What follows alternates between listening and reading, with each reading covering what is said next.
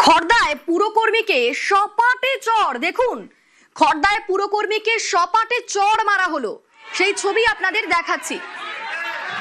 খড়দায় পুর পরিষেবা নিয়ে ক্ষোভ, পুরকর্মীদের বিরুদ্ধে বেআইনি কাজের অভিযোগ।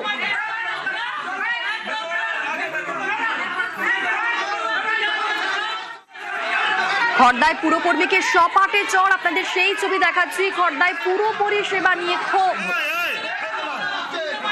তৃণমূল সমর্থক পুরকর্মীকে চড় বিজেপি নেতা।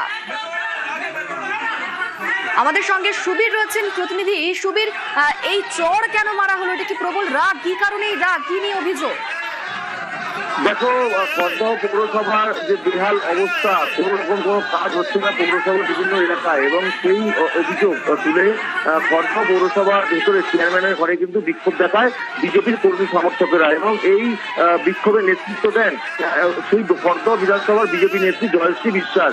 এবং যখন বিক্ষোভ চলছিল তখন সেই পৌরসভার তৃণমূলপন্থী পুরকর্মী রয়েছেন কাকুলি সিং, তিনি ওই বিক্ষোভের মধ্যে ঢুকে যান এবং সেখানে গিয়ে কিন্তু কেন চেয়ারম্যানের ঘরে তারা বিক্ষোভ দেখাচ্ছেন এই নিয়ে তিনি প্রতিবাদ করেন। কেন তিনি প্রতিবাদ করলেন এই নিয়ে কিন্তু একদম চেয়ারম্যানের নীল সরকারের ঘরে কাকুলি সিং, তৃণমূলপন্থী যিনি রয়েছেন পুরকর্মী, তার গালে সপাটে চড় মারেন বিজেপি নেত্রী জয়শ্রী বিশ্বাস, এবং এই নিয়ে কিন্তু ব্যাপক উত্তেজনা তৈরি হয়। কিন্তু বিজেপির তরফ থেকে যেটা জানানো হয়েছে যে তারা একদম শান্তিপূর্ণ বিক্ষোভ তারা করেছেন, কোনো গন্ডগোল নেই। এই কাকুলি সিং সেখানে একটা চক্রান্ত করে সেখানে একটা উত্তেজনা পরিস্থিতি তৈরি করার জন্য চক্রান্ত করেছিলেন, সেই জায়গা থেকে কিন্তু তাকে মারা হয়নি। উপরন্তু তারা তৃণমূল সরকারের আমলে এই বিজেপি কর্মীদের উপরে কিন্তু অত্যাচার চালিয়ে গিয়েছে।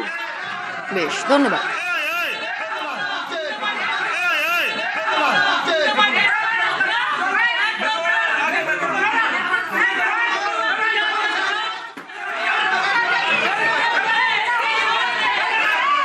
গায়ে হাত দিতে কেউ যায়নি, জনরোষ হয়েছে।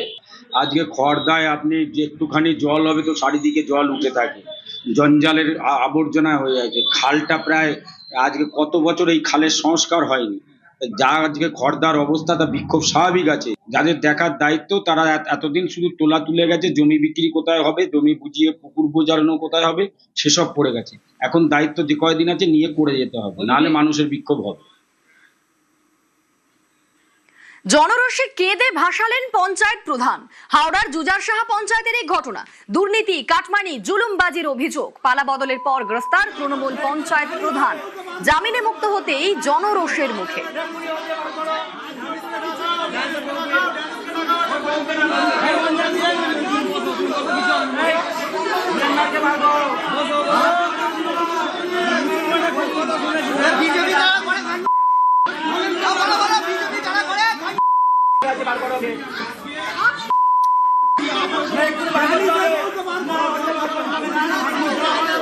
জনরোষে কেঁদে ভাসালেন পঞ্চায়েত প্রধান। হাওড়ার জুজারসাহা পঞ্চায়েতের এই ঘটনা। দুর্নীতি, কাটমানি থেকে শুরু করে জুলুমবাজি, নানান ধরনের অভিযোগ। পালা বদলের পর গ্রেফতার হয় তৃণমূলের পঞ্চায়েত প্রধান, আর যখন তিনি জামিনে মুক্ত হন তারপরেই জনরোষের মুখে পড়েন তিনি। জনরোষে কেঁদে ভাসালেন পঞ্চায়েতের প্রধান।